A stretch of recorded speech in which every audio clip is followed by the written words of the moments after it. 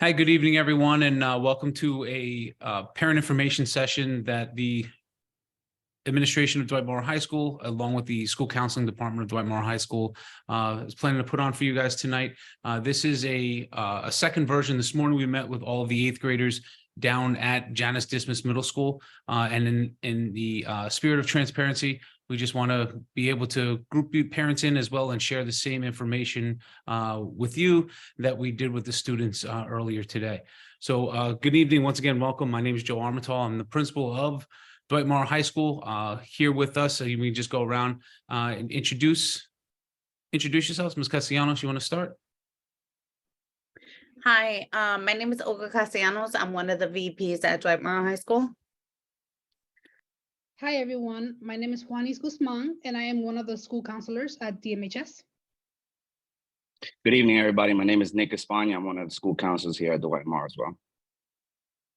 All right, it's good to be able to put a face to a name to a face. So we'll get into it in a couple of minutes. You know, before we get into it, I do want to share with everyone that, you know, the course selection process and selecting your courses for the following year is one of the most underrated aspects of scheduling. It is so vitally important. There's so much information and data that is shared with us, shared with the students, in doing our best to select a program of study that meets the needs and helps the students get to where they want to be, what their goals are, whether it is a four-year college, whether it is a trade school, vocational school, or the military for that matter. So, you know, there's a lot of information, and I know that as you're sitting there as, you know, parent guardians of eighth grade students, you're thinking, oh, what does this really have to do with college?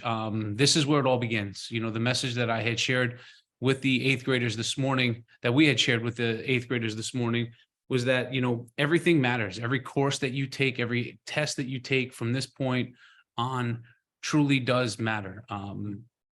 And it is something that, you know, the sooner that we can instill that into our students, the better off and the more successful that we all believe that we will become. Before I get into the actual presentation, I'm going to just show with some of the information, the hard copies that the students had received earlier today. This is the first piece. This is a hard copy of the course selection sheet that everyone will be working with. Again, it's electronic, but this is a hard copy of it. And thank you to Ms. Matthew for putting this together. Really do appreciate you digitalizing the process for us. So this is what you'll see. Everyone received one earlier today. It's very straightforward, simple. You know, name, student ID, foreign language choice that they are going to select, and then the list of all of the electives that we have to offer for incoming ninth grade students. Okay, so this is something that, you know, you should become familiar with. Those of you that have students down at JDMS, please make sure that you ask them to show you this, because they all have received a copy today, and this is what they will ultimately be filling out electronically along with you and their school counselor. All right, that's the first piece. The other bit of information that we had shared, the other hard copy that they had received, was this document right here. And what this document here is a coursework progression chart for the students from ninth grade all the way through to 12th grade. You can see what is highlighted in this, you know, tannish color are the required courses for in each given subject area. So as we're looking through this, and we'll get into more detail in a little bit. Science, there's 3 years of science required. There's 3 years of math that are required, 4 years of English, and so on and so forth. These are the bare minimum for the college prep program. These meet the graduation requirements set forth by the New Jersey Department of Education and by our Board of Education, with a further breakdown below. And then on the back page of it, as well as if students were accepted into our academy program, these are the required courses, again, highlighted in the same color as to what it is. And again, please understand that these are the minimum requirements, and most students go above and beyond in both programs for that. So they should have a copy of that. That's something that we're going to blast out to everyone. It'll be up on our website at some point tomorrow. And you'll be able to access that along with this as we go through it. All right, so here's our presentation. Once again, welcome. This is our program of study presentation for the incoming ninth graders. The agenda for this evening are going to be, we're going to review in a little bit more detail the graduation requirements, our program of study, the course request and timelines, as this process is in full force right now. Some new courses that we have to offer. Well, everything's new to you guys, teacher recommendations, and we'll finish it off with a Q&A portion. On that note, our Q&A, there is an opportunity for you to drop questions in the chat. Ms. Castellanos is going to be monitoring the Q&A portion of this and try to be able to respond to you in real time. Okay, so we'll start off our minimum graduation requirements. Like I said, it is 120 credits are the minimum graduation requirements in specific areas. As you can see here by this chart, English 4 years is 20 credits. Each class that we offer at the high school for a full year class is 5 credits. If it is a semester class, it's 2.5 credits. So as you look down through here, it is required for 4 years of English, 4 years of phys ed, 3 years of mathematics, 3 years of science, 3 years in U.S. History 1, U.S. History 2, and World Studies, 1 year of World Language, 1 year of Visual Performing Arts, 1 year of Business and Career Tech Education, and 1 semester of Personal Financial Literacy. And to round it off, there's 17.5 additional elective credits that are required to give us a total of 120 credits for the students. And again, these are bare minimums. For those of you that are in the academy program, math, science are 2 areas in which there are additional requirements beyond what is listed here today. And again, if you can reference that second sheet that I had shared with you, that would be all that information is there. In addition to the 120 credits, all of the students beginning with the current junior class are required to meet an NJDOE assessment. It is called an NJGPA. New Jersey, it stands for New Jersey Graduation Proficiency Assessment. It is beginning with this current junior class, the 11th graders. We actually just finished off that assessment last week, and that's something that you'll learn more about, but it is a requirement. And in addition, program-specific requirements, like I had said, if you are in the AE Choice program, it is required that you also take a focus class with additional courses in math, science, and world language. All right, our course catalog and course requests. So our course catalog has been created to assist you and your student in the course selection and to help you plan for your academic programming during your 4 years at Dwight Morrow High School. This is something that we have worked diligently on in trying to create and give all of the parents and students an opportunity to understand what the course actually is that they are selecting. This is online. I emailed this out to everyone earlier today, but it is online. I can put a link, I can resend the link for our course catalog that has every single course that we have to offer at Dwight Morrow High School, or we plan to offer next year, with a description as well as any prerequisites that are in there. The students, if you're uncertain of what course and if it's going to be a good fit for you, we definitely encourage you to speak to your teachers or your school counselors, and reach out to us as well up at the high school, and we'll be more than happy to help you out in selecting the appropriate classes. Teacher recommendations. All of the teachers down at Genesis Middle School have input recommendations into Genesis. And again, we recommend that the students all the students are encouraged to reach out to their teachers to ask them what classes that they recommended. Just because a teacher recommended you for one particular course does not mean that that is the course that you're going to be in. We take the notion up at the high school that, we want to put you in the most rigorous class possible that you will be successful in, right? So if you have the grit and determination to take an AP class, then we want to make sure that you're going to be successful in that, number one, obviously. But also if you have the desire to do it, we're going to challenge you to match that desire. and put you in that class, give you the supports necessary in order to be successful in that class. Now, if your teacher is recommending you for several levels below AP and you really want to do it, then we're going to have to take a look at some of the other data that exist, and that would be HMH data or NJSLA data, or even Start Strong data for that matter. So that's something that would be very important to continue to push to your students just how important that those HMH assessments are. They should not be something that they just sit there and take and click through. It is something that they should truly take serious, because it is something that we're utilizing for placement of classes. That's teacher recommendations. Now, this planning piece, it really doesn't come into play that much for freshmen, because there are not many opportunities for the freshmen to take an abundance of electives.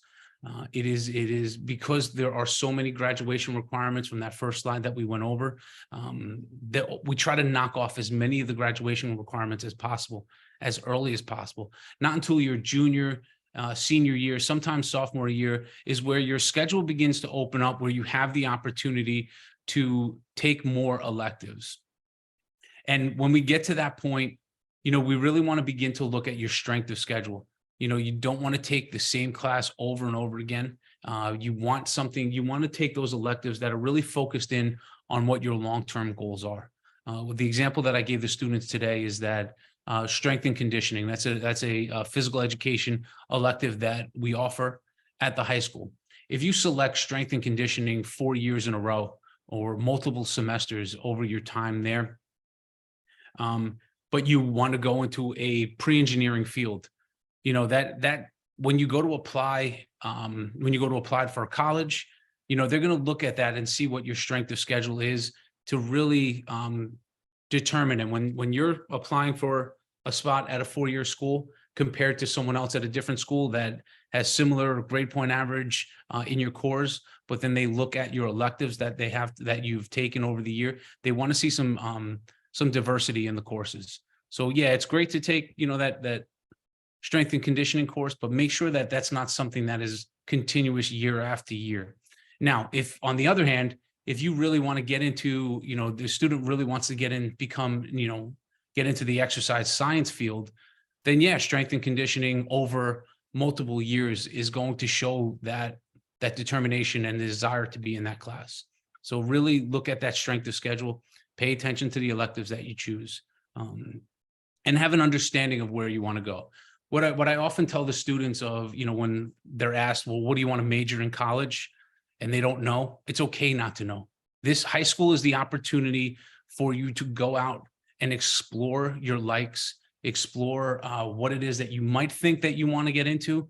And that's an important time, because if you do that when you're in college, you're paying thousands upon thousands of dollars for that class. And if you don't like it, well, you spent a couple of $1,000s to find out something you don't like. I'm not going to say that it's a waste, but utilize that opportunity when you're in high school, when there is not a financial burden on the family to be able to pay for it. And then on that note, also, it's never too early to begin to start looking at SAT, ACT. I know that there's some students that are that were in the 8th grade that actually have taken pre-SAT classes or have taken a practice assessment. It's never too early. So please make sure you utilize College Board or ACT.org to go and begin to prepare for those assessments. A lot of colleges nowadays are test optional, but that's still a very good indicator of your success at the collegiate level. So preparing for that's still the gold standard of barometer for that. And then again, these are some of the other areas that we talked to the students about, their options: 2- and 4-year colleges, trade or vocational, workforce, military. We have every route available at the high school for students, no matter which way you want to go. You want to go into the military? Well, we have opportunities and partnerships with the military that are in our school often to be able to help facilitate that way. You want to get into a vocational or trade school? that exists as well. If you want to go to a 2 or 4 year college, you know, the work and determination is there. It is set up for you to be successful to get to that particular 2 or 4 year college. It's all about putting in the work necessary for it. Right. And these are some other, you know, it's down the road scholarship opportunities that, you know, you start to look at that sophomore, junior year when you're doing your course selection. But those courses and doing well in those courses, those rigorous courses that you take are so key for right now. Right, and that's really all the information that we had shared with the students earlier today. It wasn't a very long or detailed presentation. It was a lot of information for the students. They were very receptive to it. You know, there were a lot of good questions that came from the students, and they seem to be very excited about it. You know, the next steps in this, now that we've had this information session with the students, they have all of that information electronically. The counselors are going to be rotating through the homerooms during this week to finalize the selections, and then, you know, all that information will get sent up to the high school where we can begin to develop our master schedule. And that's really all that I have for this evening. Or if there's any questions, I don't see any questions in the chat. There's nothing. If anyone wants to, I don't know if anyone wants to raise their hand or wants to ask a question, be more than happy to answer any questions that you might have for us.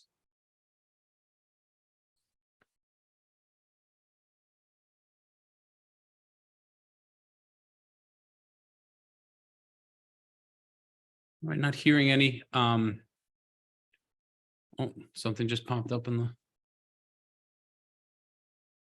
the question is, the students don't pick their schedules, the staff does. No, that's not correct. So as a freshman, you have a prescribed set of courses, right? You have to take your English, your math, your science, your social studies, your physical education, a world language we try to get in there freshman year, and a focus class if you're in the academy. And then anything else off of that is available for that. I don't know if you're asking about the level of the class, if that is the level of the class that the students would be selected with, comes heavily off of the recommendation of the teacher.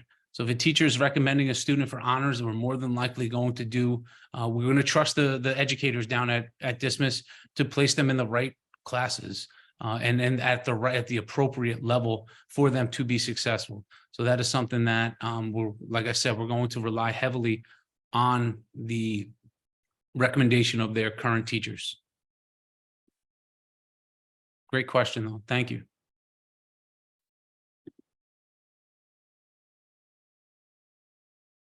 Any other questions?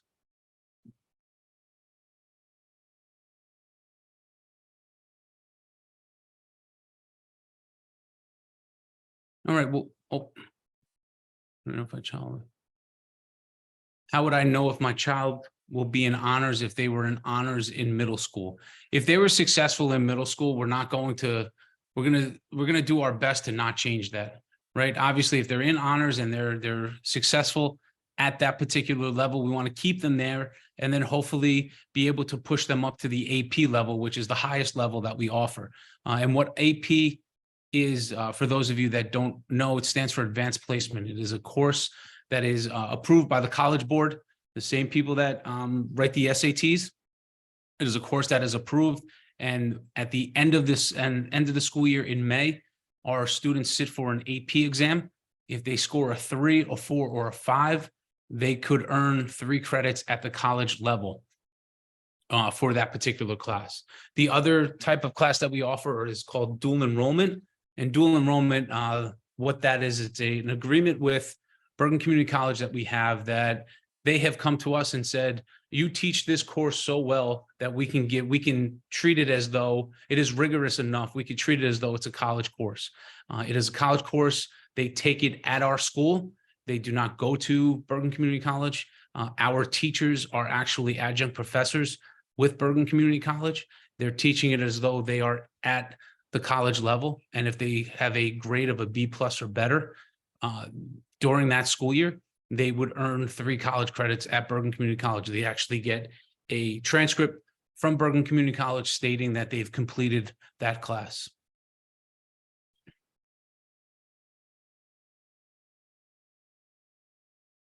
Another good question.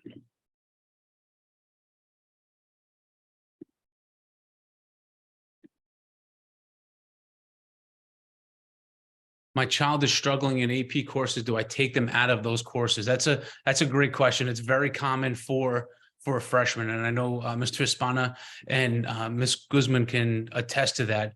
Those students that coming into high school, they have all these dreams and aspirations, and sometimes they bite off more than they can chew.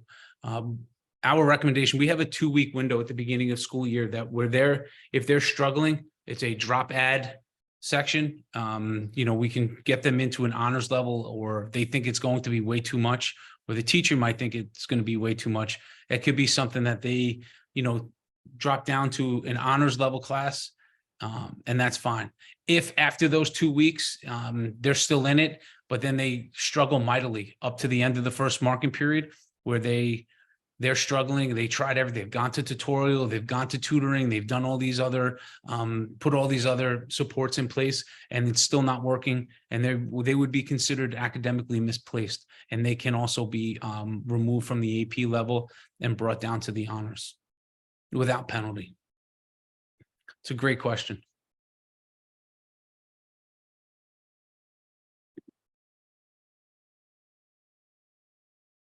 Anything else? Any other questions? I don't see anyone's hand raised. Ms. Castellanos, Mr. Espana, Ms. Guzman, anything that you would want to add? I would like just to ask if anyone needs anything translated in Spanish. Si hay alguien en el panel que le gustaría que se le traduzca en español, por favor, levante la mano o haga una pregunta en español y se le contestará.